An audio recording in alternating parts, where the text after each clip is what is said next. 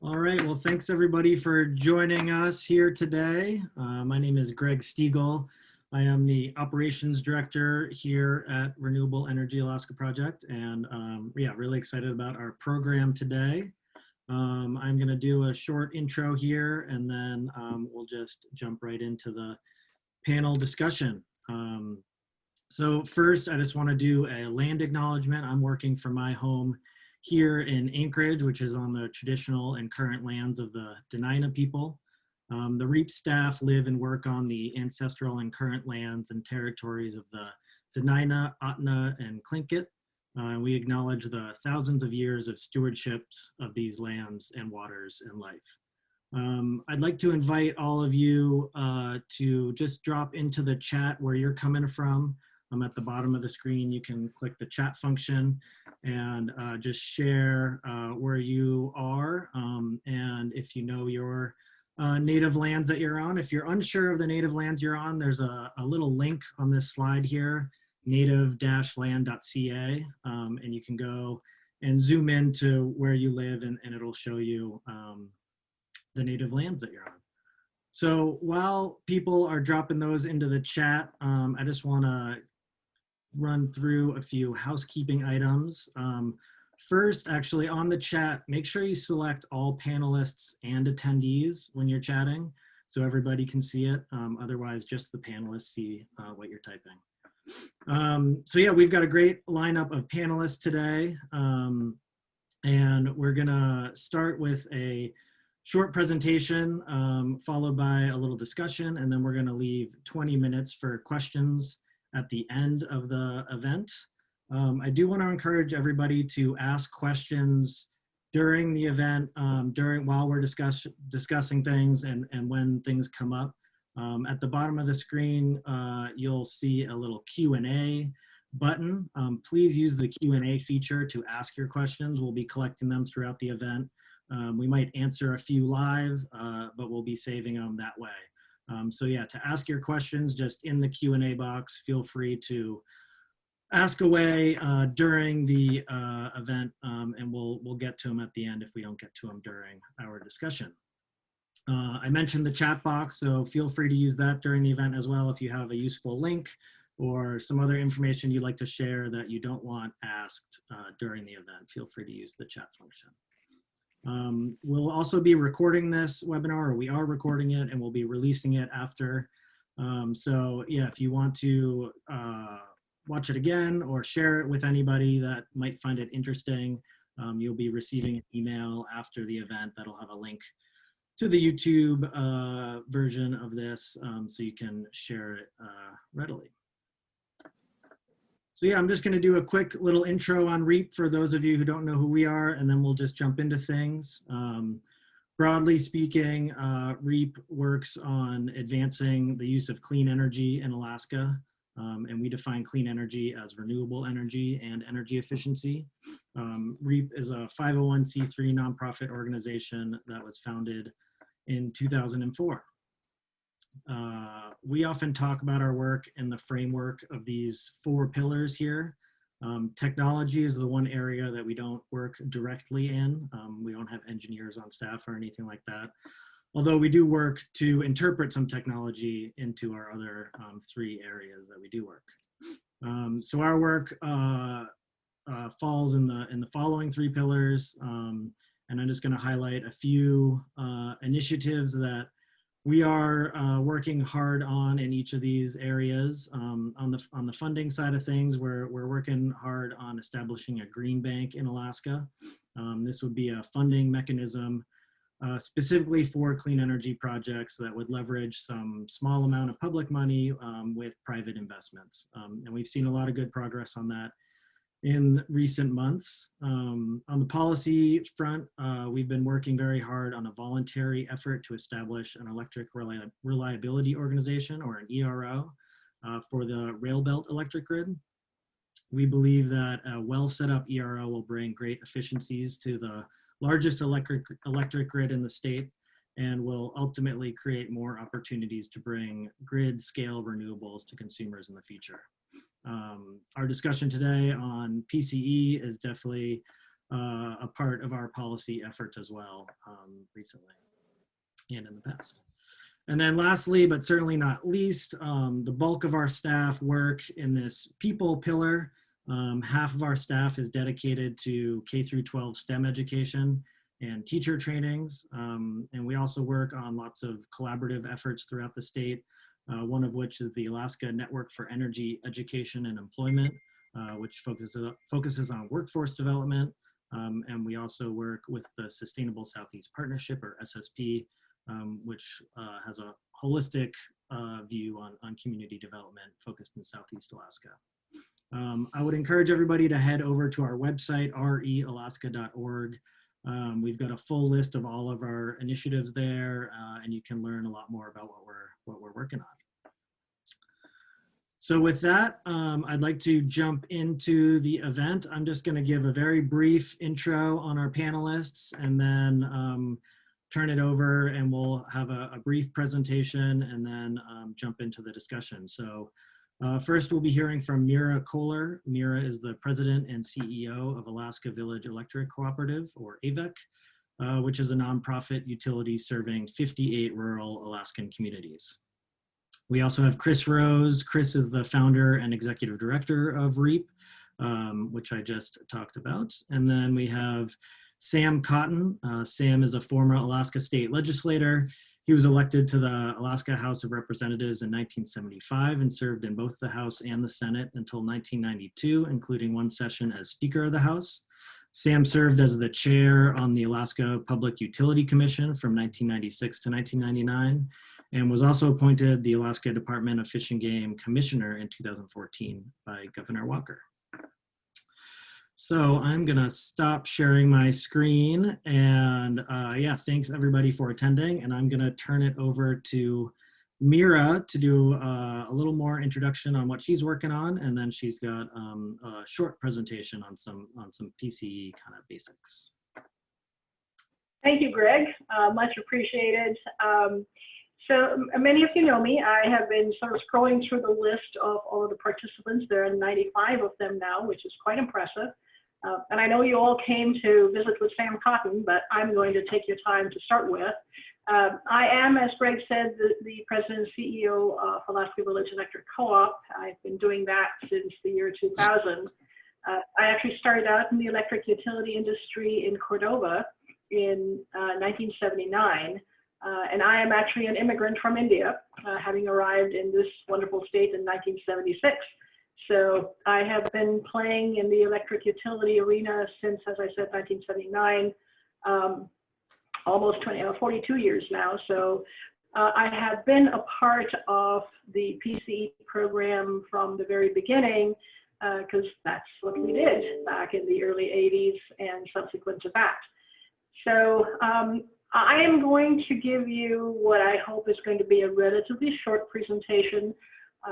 I will share my screen with you and go through, I have 9 slides, and I will try and limit each slide to about 1 minute to 2 minutes, and hopefully give you a lot of the background information that we share with others at every opportunity, of course, and then hopefully that'll lead to a robust discussion a little bit later.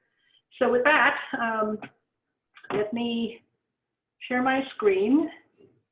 Oh, let me get rid of my email first and go to this slideshow. So I will take you back in the day to before PCE. So we're going back actually to before the pipeline. So before the pipeline, there was virtually no transmission in Alaska. We didn't have, Anchorage was not connected to Fairbanks. Chugach owned and built a line in 1968 that connected the Beluga gas field to Anchorage. So South Central Alaska was essentially energized with gas, natural gas, that has long been subsidized. I mean, at that time, back in the early 70s, gas was 25 cents in 1,000 cubic feet or less. Fairbanks was totally on their local resources, heavy oil and coal, and everywhere else in the state, diesel fuel was the driving force. There was very little hydropower at that time. There was a 30 megawatt project serving South Central, the Akutna project, that actually was built by a federal power agency called the Alaska Power Administration. Chugach Electric had a 20 megawatt hydropower project that was serving their service area, and Juneau had the Snohomish project, a 52 megawatt project. And across Southeast Alaska, there were a small collection, about 20 megawatts of hydro projects that served Southeast Alaska. So that was about the sum of the energy picture back then. So then came oil. Of course, the Alaska pipeline was completed in 1977, and oil started flowing down the pipeline, and the state started accruing a lot of resources in its coffers. That was when they started to look, and I full kudos to the legislature at that time. They knew that the underpinning of an economy in the state was energy, affordable energy. So they started the process of connecting Fairbanks to Anchorage so that Fairbanks could be taken off of heavy diesel. The Susitna hydro project was started, and I think a total of a little over $500 million was appropriated in those early years towards the Susitna project. The Bradley Lake project got started, and then the Four Dam Pool was built. That was the project that served 5 communities, Kodiak, Valdez, Ketchikan, Wrangell, and Petersburg.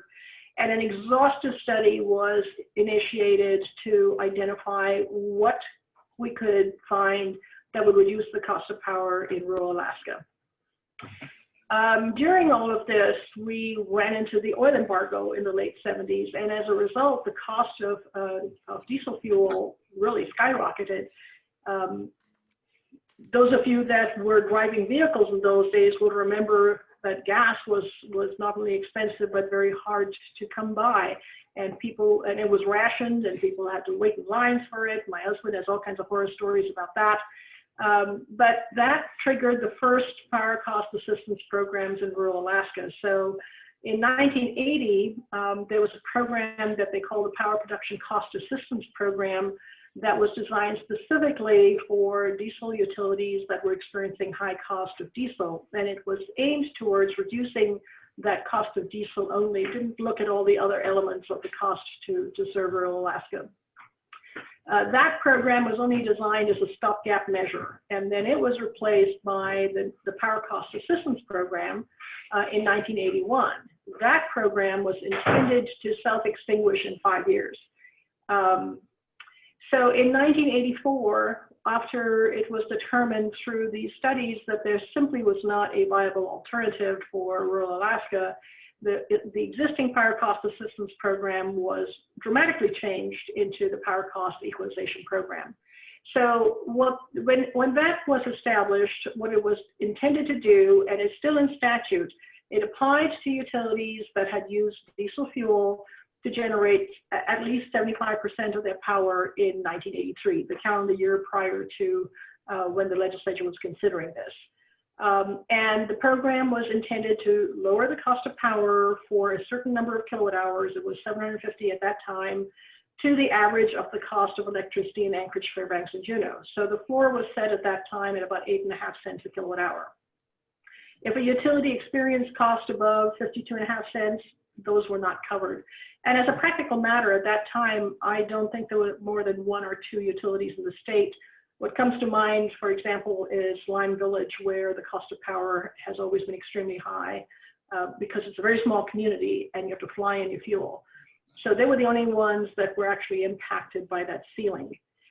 All users, anybody that had an electric meter, was eligible for electricity on the first 750 kilowatt hours used, and the term community facilities was utilized there. So community facility is a civic facility like a water treatment plant, a washateria, street lights, city hall. Facilities like those, they get PCE on all the kilowatt hours that are used, because those are services that are public facing. So this leads to the big question, which is, why are we subsidizing rural Alaska? We are doing that because that was the compromise that was reached in 1984 when the legislature essentially recognized and declared that there was no answer to bring affordable power to rural Alaska. It was a quid pro quo situation where billions of dollars had been either spent or committed to reduce the cost of power for urban Alaskans and for other communities that were fortunate to have hydropower as a resource. So what I want to point out is that the rail belt communities today even continue to benefit from very heavily subsidized natural gas, and those subsidies have been in place since the 1960s. As recently as in the last few years, tens of millions of dollars, hundreds of millions of dollars are going into subsidies for South Central gas, not just for electricity, but for heat as well. And not just for 500 kilowatt hours or for a few gallons of gas equivalent, but for everything that's used. I will point out that in 1985, the PCE utilities paid $1.17 per gallon of diesel fuel, which was equivalent to 25 times the cost of natural gas that the rail belt was currently using at that time, which was 35 cents a thousand cubic feet. So big difference. Going from PCE to the endowment fund. So the PCE endowment fund is what we are currently really concerned about because we fear that this is being seen as a potential nest egg of money that could be potentially tapped to help bridge the budget gap. And specifically, that budget gap we're talking about it grows as one thinks about what it is, what the size of the PFD might be that would be utilized or that would be sent to every Alaskan. And so we want you to learn about the PCE Endowment Fund.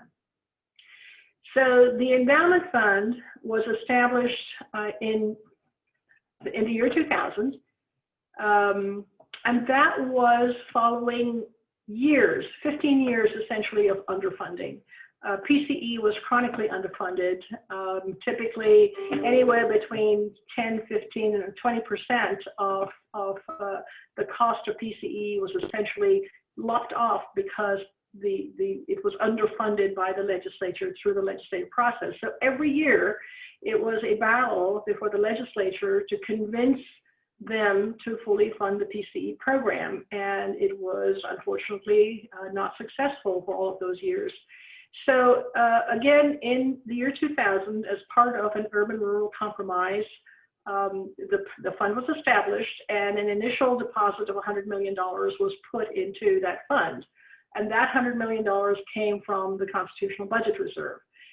There was also a commitment made that the Fort Dam Pool hydro projects that I mentioned a little bit earlier would be sold back to the communities that they served, and the proceeds from those sales, which totaled $84 million with the reserves that they had been collecting, that would all go into the endowment fund.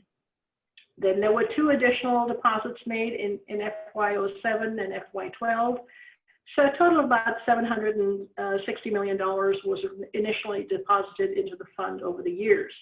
That fund has grown, and it is currently worth $1.06 billion. And the reason that that has happened is because the way the formula works, the amount of money that is available for power cost equalization was and is now 5%, was 7% of the corpus. And they figured the average balance in that fund over the previous 3 years. So until it was fully funded, it was only spinning off a fraction of the annual PCE requirement. So it continued to grow. So it was a clever move to make it grow to the level where it could support PCE well into the future. So now it is invested to yield a 5% return, and up to 5% can be used of the total balance of the fund to pay for PCE. So in FY16, something that was done by the legislature was to enact a change to the statutes for the PCE Endowment Fund. And under that change, if the earnings of the fund in any one year are more than what is needed to fund PCE, then up to 70% of the balance of that fund can be used to pay for first municipal assistance up to $30 million. And then if there's anything left over, it can go to renewable energy grants or to rural power system upgrades. So there's something in it for everyone, so to speak. And it has actually paid for municipal assistance, formerly known as revenue sharing, for the last couple of years. So how does it work? How is it figured? The electric utility applies to the Regulatory Commission in order to participate. And then we submit detailed cost information and our operating data, and then the RCA determines what are eligible PCE costs, and it computes our PCE rates. And each community has a unique PCE rate based on that community's costs, both non-fuel costs and fuel costs.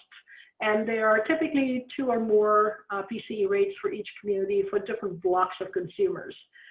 So the utility bills the customers for their normal tariff, whatever that is. For us, it's about 50 cents a kilowatt hour.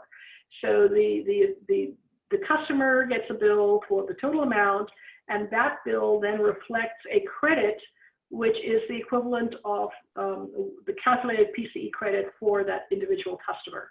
The customer has to pay the entire bill after the PCE credit. So if your bill was $180 and you got an $80 PCE credit, you're responsible for $100. And the utility then bills the Energy Authority, who administers the program, for the PCE for you on your behalf. And we get paid within 30 days of us billing AEA, and we remain whole. We get what our tariff rate is, and the bill is split between the customer and between the state. We provide AEA with very detailed billing records.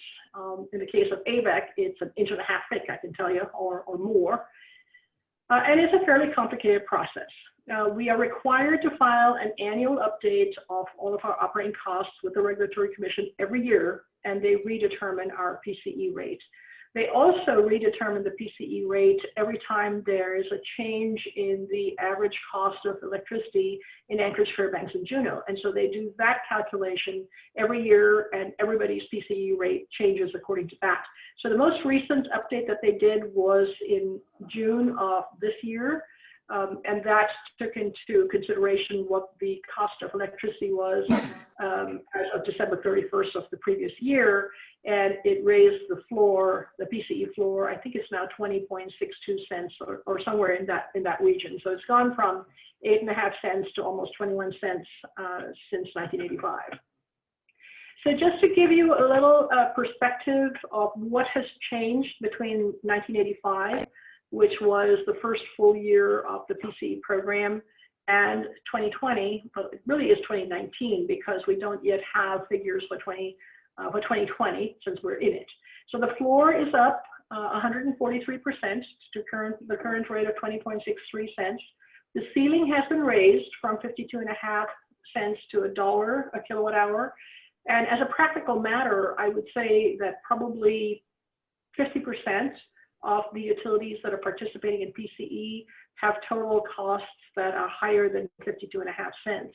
And so this dollar ceiling was applied in 2008 and has remained that high since then. We do have, I think, 2 or 3 places in our 58 communities that do have costs higher than 52.5 cents, because those are communities where we have to fly fuel in. So there are quite a few locations that are in that situation, and that drives up their costs significantly. The kilowatt hours eligible for PCE have been cut back from 750 to 500 kilowatt hours, so that's a third.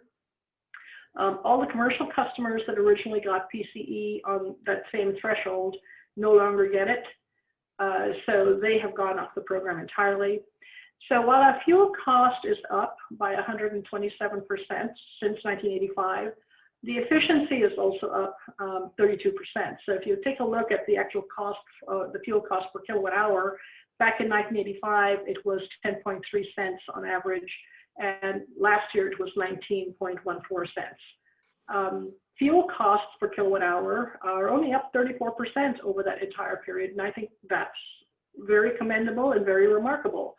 So back in '85, the non-fuel costs were 14 cents a kilowatt hour, and last year they were 19 cents a kilowatt hour. I can tell you that my electric bill from Chugach has gone up. The non-fuel costs are at least 2 or 3 times that level of increase over those years. So commendations to rural Alaska. I think we've done a fabulous job.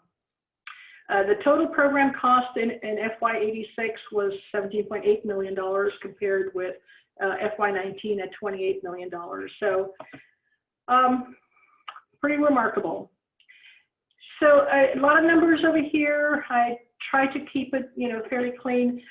I know that this is being recorded, will be available on REAP's website later, so I don't have to drag you through all the gory details, but what I want to drag your eyes to is the line at the very bottom where you have the percent of total costs. The PCE program actually only pays for 16% of the total cost of the program. The utilities, the total cost between fuel and non-fuel costs was $173 million, and PCE was $28.4 million, and that's 16% of that. And it's actually only about, I'll go to my next slide, which is also my last slide. If you look at the fuel costs here of $86.989 million, the non-fuel costs of almost $86 million for a total of about $173 million, and PCE for FY19 is $28.3 million. If it only paid for fuel, it would pay for 1/3 of the fuel cost. But in terms of the total cost of the program, it only pays for 16%. So that kind of puts it into perspective, and I am going to abandon my PowerPoint and go back to Greg for the Q&A session. Now, all I have to do is figure out how to get rid of my... Thank you, Meera. That was a great presentation. I'm Chris Rose. I'm the Executive Director of REAP, have been since 2004. And as Greg mentioned, PCE has come up multiple times during the course of the last 16, 17 years that REAP has been working, because it's such an important program for rural Alaska. And I thought those last numbers that you put out there, Meera, told a big story in that despite the fact that costs keep going up for rural Alaska, the actual percentage of the costs from the PCE program have gone down. I think that underscores why it's so important that the endowment continue to exist, so that at a bare minimum, those costs are covered. I want to bring Sam into the conversation because he was a legislator when PCE was made a program here in the state of Alaska back in 1984. And Sam, first I'd like you to just maybe introduce yourself a little bit more, but also tell us a little bit about what it was like in 1984 when all these questions were swirling around and there was a lot of oil money, and as Meera pointed out, there was a lot of money going into hydro projects around the state and natural gas subsidies in Cook Inlet. What were the thoughts of legislators when they developed the PCE program? Well, thanks, Chris. And I'll just start by saying I was very flattered to be asked to be part of this discussion today, and honored to be in the company of people like yourself and Greg, and especially Meera Kohler, who's really been an inspiring leader in this whole industry for a long time in Alaska. So it's nice to see you all, and happy to be here. I wasn't actually in the legislature in 1984. I took a involuntary year off then, but I was there before then and after then, and the question of rural electricity power needs and the high expense had been apparent to the legislature for quite some time. And it was finally people they couldn't deny that it was different than a lot of other rural needs, in that it was a need that was not being fairly met, as we all know, as Meera pointed out, the subsidies on natural gas from Cook Inlet, the capital investments in coal plants, Golden Valley and Four Dam Pool, Bradley Lake, and none of those were without controversy either. Many people suggested that we shouldn't do those projects because they didn't work out properly on a cost-benefit ratio. But people looked at the long term, and we made those capital investments.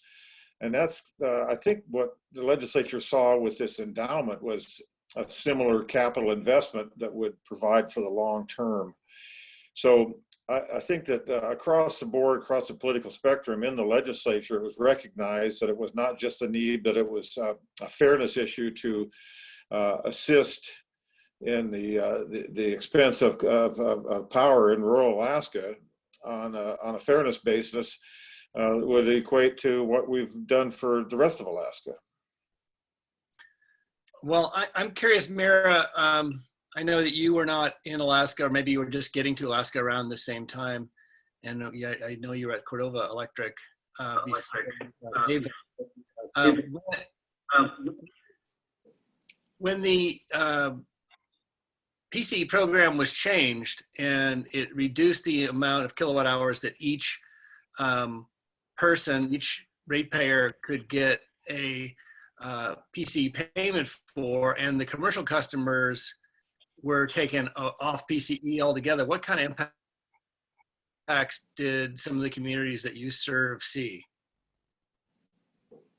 Of course, that happened in the early 90s. And, you know, it was, again, one of those continuing compromise situations where the cost of oil was still depressed. Remember, we were just coming out of the 1986 oil crash. And so the state simply was not able to cover all of the things that they had put in place. Was it a huge hardship for the commercial customers? At that point in time, I believe that the PCE threshold had already been reduced to 700 kilowatt hours. And for most commercial customers, that's a fraction of what they're using. They're typical, I remember in Cordova, our average commercial customer was using about 2,500 or 3,000 kilowatt hours a month. And so, and the PCE contribution to that was relatively modest. And so they basically put up their prices by 3 or 4 or 5% and were able to cover that difference. For the homeowner, bringing down the number of kilowatt hours was not a huge hardship because the 750 kilowatt hours was set because that was what was being consumed by the average urban consumer. The average rural consumer consumed a lot less. And so the time when it made a difference was in the winter when you were using more electricity and you were winding up paying full fare on the remaining kilowatt hours. But it wasn't as dramatic as it would be today, because today the cost of power is a lot higher, and the PCE rate is a lot lower. And so in the smallest communities where the costs are the highest, it makes a huge impact. So yes, I was not familiar with how it was in very rural Alaska in the small communities because I was in Cordova. Big difference. Yep. Thanks, Meera. I want to go back to you, Sam. And one of the things that you said struck me, which was that even though some of the rail belt projects that were being funded by the legislature back in the early 80s didn't necessarily pencil out on a short-term basis, the legislature decided to invest in them on a long-term basis.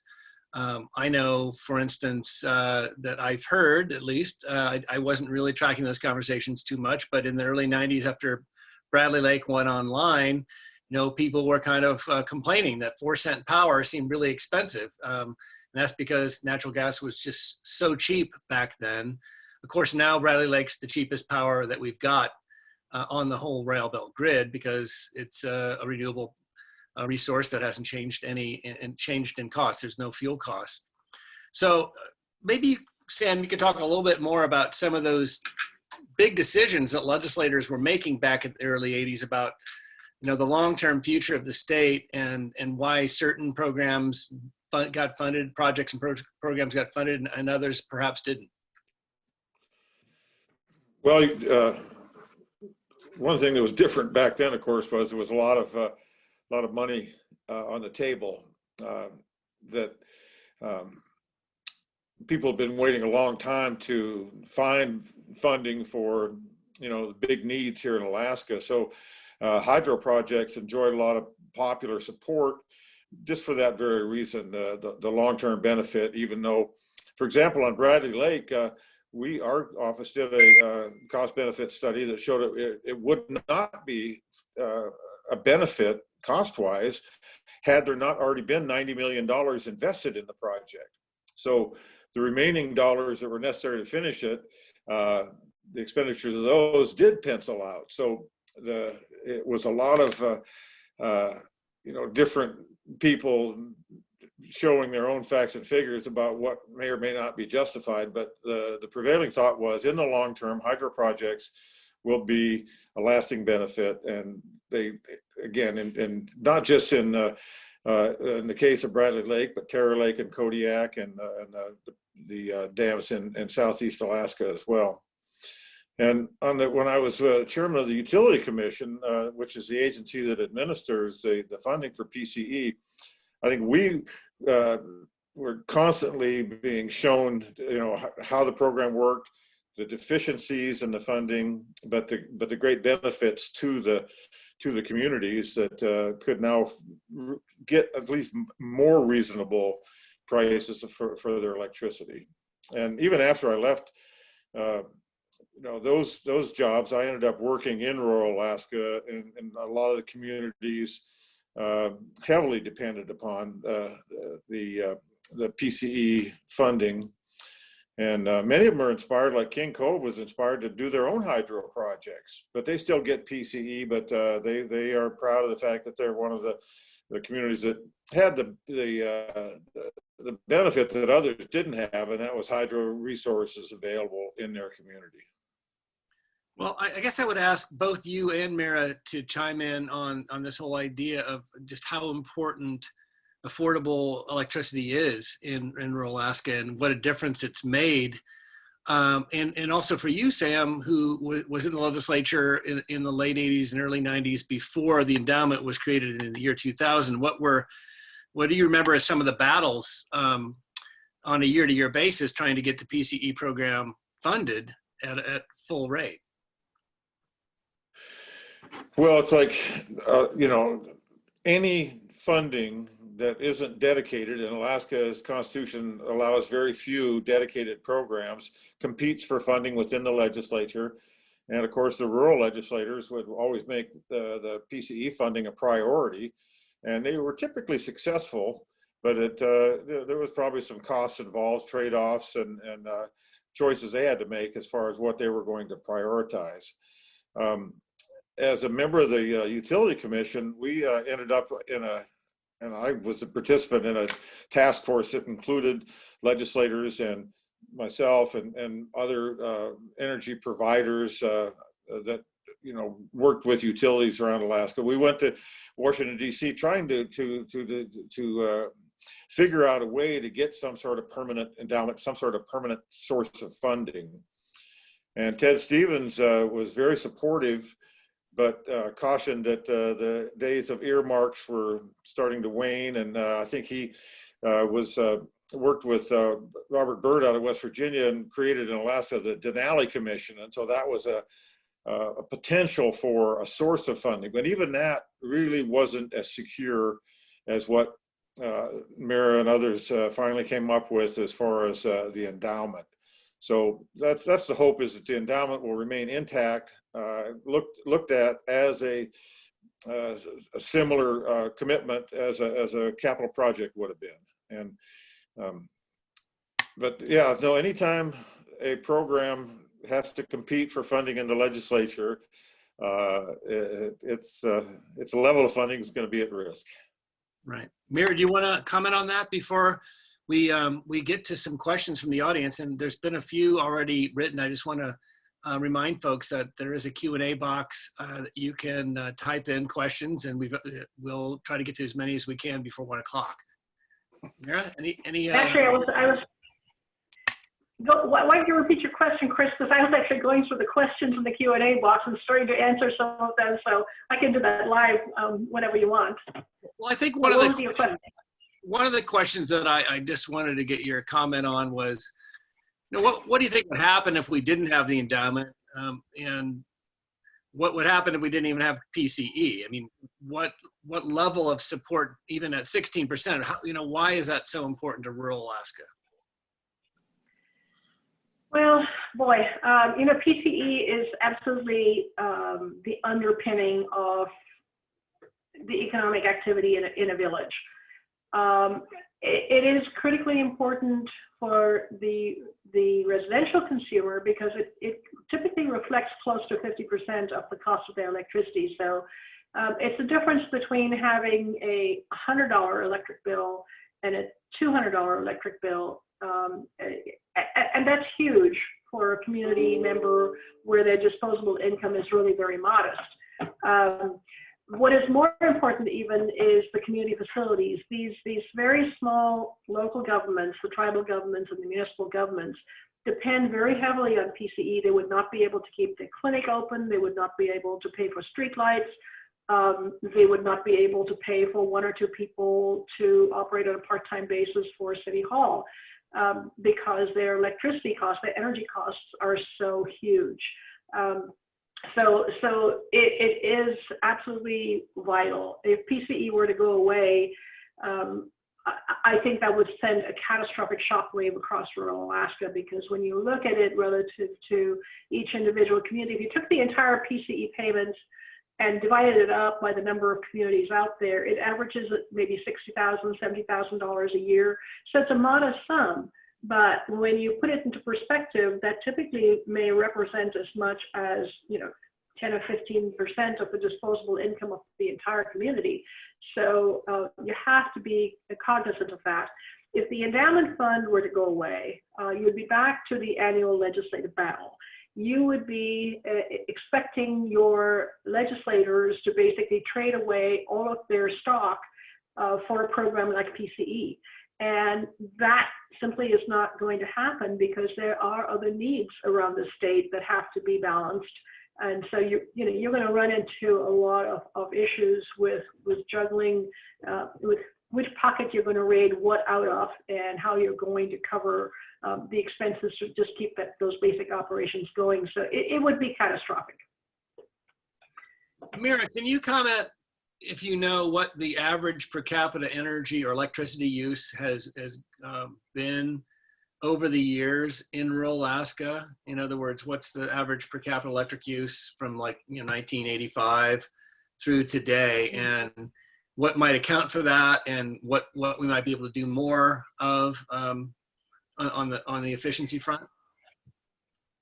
Well, I can tell you that the Alaska Energy Authority publishes an annual report. It's called the PCE Annual Report, and it actually goes in and looks by community or by utility, has both aspects available, as to what the total generation and kilowatt-hour sales are in each community, and what that average is between residential and non-residential, et cetera. Speaking for AVEC, because I'm familiar with our numbers, our average monthly residential usage has gone up fractionally from about 360 kilowatt hours per month per consumer or per meter to about close to 400.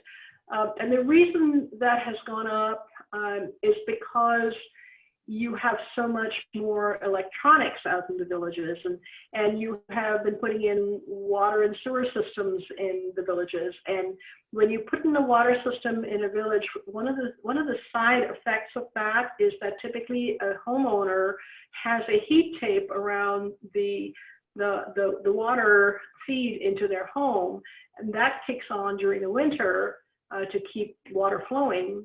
And that adds a substantial amount to the electric usage. So that has made a bit of a change. But other than that, you will see that the average consumption per consumer has gone down. One of the questions that was posed is that it seems to suggest that the energy use per PCE customer has increased substantially since 1985. And actually it hasn't, because if you look at the slide that talked about the number of consumers served. Since 1985, we've gone from 62,000 consumers to 82,000 consumers. And that's just a function of how many utilities are now in the program compared with back in the early days. So that's a 32% increase in the number of Alaskans served.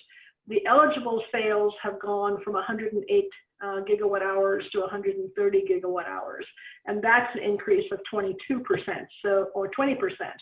So there really hasn't been an increase in kilowatt hour consumption across the state. So that's a perception that we need to resolve. Well, and even as you said, even if it's 400 kilowatt hours per month, that's still far below the average for, let's say, a rail-built electric consumer, which I believe is closer to 600 or more kilowatt hours per month. So even if it's gone up a little bit over the last 35 years, it's still pretty low on even Alaska or national basis, 400 kilowatt hours. Yeah, it's still under 2/3 of what's used in the rail belt community. One question that just popped up that's good to clarify is, how does PCE impact the schools, the electricity used in the schools? Schools are not eligible for PCE. So schools and any facility that's paid for either by the state or federal government are not eligible for PCE, because that's seen as a state subsidy for a state subsidized program. The schools in rural Alaska, for the most part, most of their operating costs are paid for by the state. So if you were to include their kilowatt hours in PCE, that would increase the cost of the PCE program, but it would be taking it out of the Department of Education budget. So, it's a wash. And so the schools have never been impacted. There's been talk about including them, but in the end, it always boils down to, why would we do that? We're driving up the cost of the PCE program, and the only beneficiary really is the state of Alaska. Sam, going back to some of those discussions in the 80s when PCE was first developed, can you recall discussions about the different reasons why certain user groups were either included or not included? For instance, why were commercial customers initially included? Meera just pointed out state and federal government buildings were never included. Can you go back to a little bit of the original? Well, it's at the initial beginnings of this program, like a lot of other programs, you try different approaches, and it seemed reasonable, of course, to allow the commercial facilities, the stores and so forth, to also enjoy the benefits of PCE.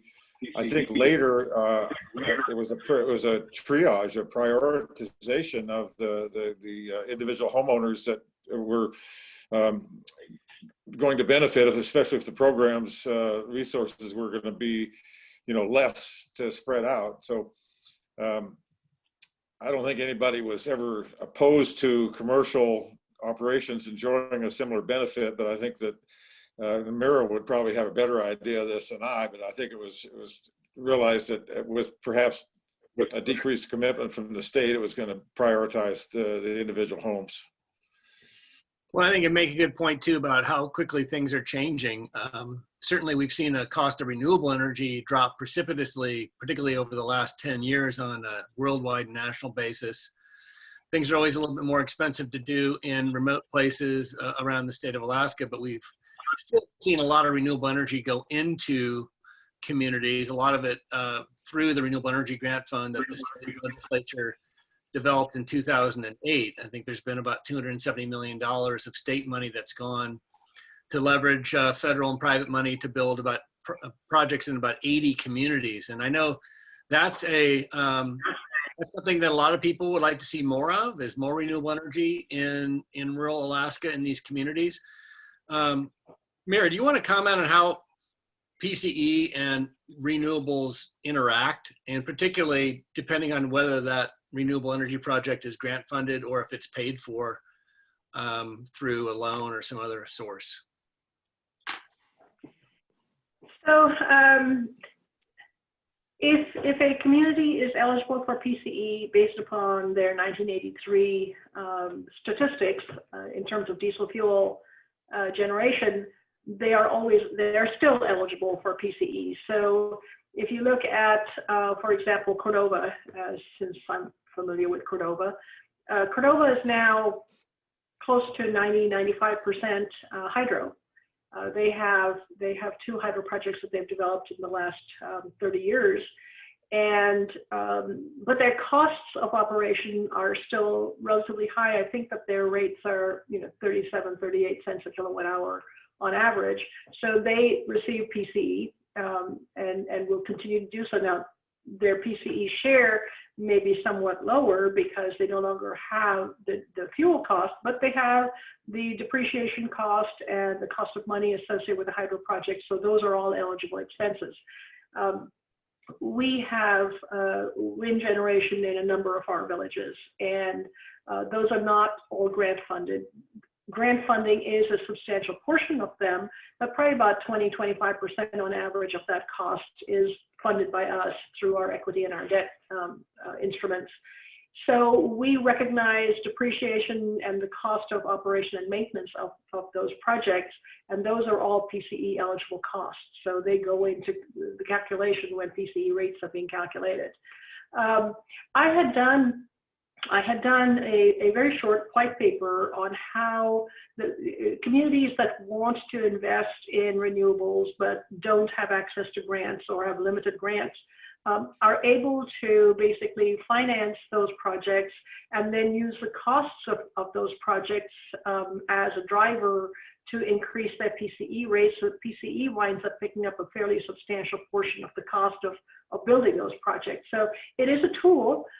You don't want to abuse the tool and make it unavailable to others in the future, but it is established exactly for that purpose, to make it possible for communities to engage in self-help to build these projects. Now, recognize that PCE only covers a fraction of the kilowatt hours that are consumed in an eligible village. So 30% is the average across the board.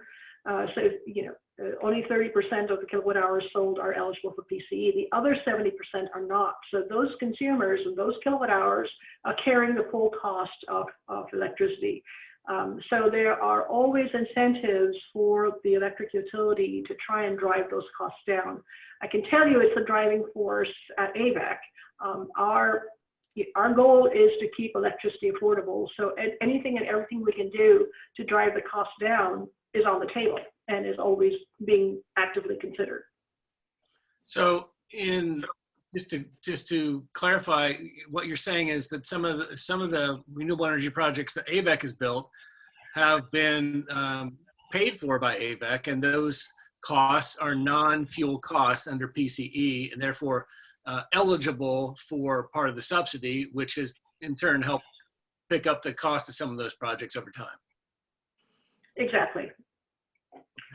And I think that there was, concern when a lot of projects, 10, 12 years ago got paid for almost 100% by grants, that wasn't the case because a grant is not a non-fuel cost. And so as we move forward, I think there's a lot of opportunity for communities to be financing projects. And then, as you said, AVEC has done and other communities can do, you can use some of those non-fuel costs as part of your PCE submission, I guess, every year or every month to AEA. Yeah. We've only got a few minutes left, and I want to encourage people who are in the audience to keep asking questions. I think this is a really interesting topic. And again, I think that it's timely because about 16, 18 months ago, there was a scare that the entire endowment would go away. It was temporarily swept over $1 billion. That money came back and it's still in the endowment. But as Meera pointed out at the beginning, we have a tremendous budget deficit that we've got ahead of us that we have to deal with. It's a structural problem that people have been talking about trying to fix for a while, and there's many elements. There's whether or not we're going to have higher taxes or any taxes. There's a question about how the permanent fund dividend and the statutory formula figure into that. And of course, one of the concerns we have right now is that we don't, in the short term, pick off $1 billion endowment that has a lot of benefits, not only for PCE, but as was pointed out in 2016, the formula was for the endowment was changed to allow for other excess earnings to go to community revenue sharing and even the Renewable Energy Fund. So I guess I'd like to get people's comments on this short-term versus long-term thinking. And I think that goes a little bit back to what you had said earlier, Sam, about the way folks were thinking about things 35 years ago. Any comments on, you know, why we need to keep this endowment and why it's a long-term approach? Well, I think it's recognized certainly amongst the people on this panel and probably many of the people listening in that it's an important project. It's really served the purpose well. It can always, you know, people can always make suggestions on how to improve it. I know this question about renewable projects has been persistent, but at the end of the day, if you want to solve your budget problems by eliminating an endowment like this, that's what they've been calling kicking the can down the road. It's not going to fix the overall financial situation the state finds itself in. So you can eliminate ADA, AHFC. There are pockets of money out there, but there's a consequence if you get rid of them. And this is another example of that. And especially with the 2016 amendments that did give some purpose that would benefit others. And so it's not a long-term view to get rid of an endowment that serves a very good purpose and hope that fixes your problem, because it doesn't fix your problem. The problem is going to continue to be a contest between taxes, permanent fund dividends, and budget reductions. And hopefully the legislature will face up to those realities and address that rather than kicking the can down the road by eliminating important pockets of money. Thanks, Sam. Meera, any comments on that? And then there's a specific question I'd like to try to get to before we run out of time. Repeat the question, please. Well, you know, I think what I asked was just to comment on the overall approach of a long-term endowment and how that fits into our current budget situation. I think Sam answered it really well, is that it's a necessary reality that the legislature is finally going to have to deal with the structural budget problem that we've had for some time, particularly since oil prices have gone down and oil production has gone down. If you have nothing to add to that, that's okay. Maybe I could just ask this specific question that came in, and maybe this is for you, Meera. Can someone speak to the generator and transmission line loss efficiency standards that the Regulatory Commission of Alaska uses to limit PCE payments to qualifying utilities? Are those standards appropriate? If not, why not? So I was actually part of a task force a few years ago, several years ago, when we were getting a lot of pushback on the standards that were established in the Regulatory Commission's regulations, and they derive from the statutes. And so we pulled together a list of, I think, 12 improvements or realistic adjustments that should be considered. And we had put together a schedule based upon the size of the community kilowatt hour sales. So in a community where you're selling 100,000 kilowatt hours, to try and expect that they're going to have an efficiency, a generation efficiency of 13.5 kilowatt hours per gallon is completely unrealistic. That's not going to work. So we put together a staggered list, starting out, I think, at 9.5 kilowatt hours per gallon, going up to an expectation of 14 kilowatt hours per gallon, and also that the line losses were not to exceed 12%. There are still some communities where their line losses are higher than 12% for whatever reason. and I don't want to speculate on what those might be. And what happens is that the RCA essentially backs down their eligible costs to the equivalent that they would be had their efficiency been at the higher rate. So they do get a lower PCE rate, but it's fractionally lower, like 5% or 6% lower based upon that line loss. So yes, I actually think that what the RCA currently has in their regulations is appropriate and effective.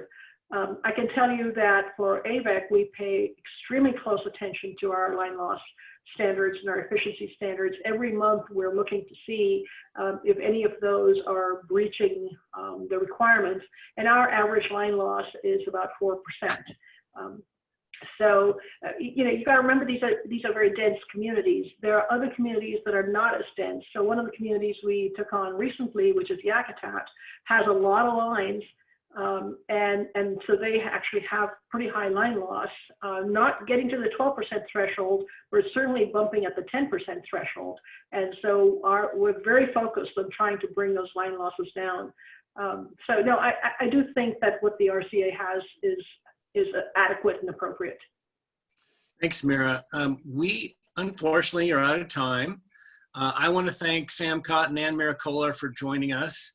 And I think Greg has a few closing comments, but I also want to thank all the people who participated. And I'm sorry that we weren't able to get all the questions and comments answered, but we will attempt to follow up with people as well as provide a lot of this information on the REAP website. So, Greg, would you like to— Chris, if I could just say something real quick. There was a question asked about whether my white paper would be available, and I will provide that to you, and you can include it in whatever you post on the website. Excellent. Following this. Thanks, Meera. And thanks again to both you and Sam. Greg? Yeah, great. Echo Chris's comments. Thank you both, Meera and Sam, and thank you, Chris, for participating, and all the attendees. I really appreciate everybody's engagement. There's been some good lively chatter in the chat box. That would have been nice if we could get to that, but I think just stay tuned. We're going to continue talking about this over the coming weeks and months. And yeah, like Meera said, I'll be posting links to the video recording of this, as well as the slide deck and Meera's white paper. And Meera also recently wrote an op-ed in the ADN. I'd recommend going ahead and finding that to read. Yeah, just appreciate everybody's attendance during the lunch hour here. So thanks again, everybody, and have a good afternoon. Thank you. Thank you. Thank you all. Bye-bye. Thanks, Sam. It was wonderful to see you again. Thank you. Same to you, Meera. Thanks, Sam. Be well. Thank you. Thank you. All right, take care.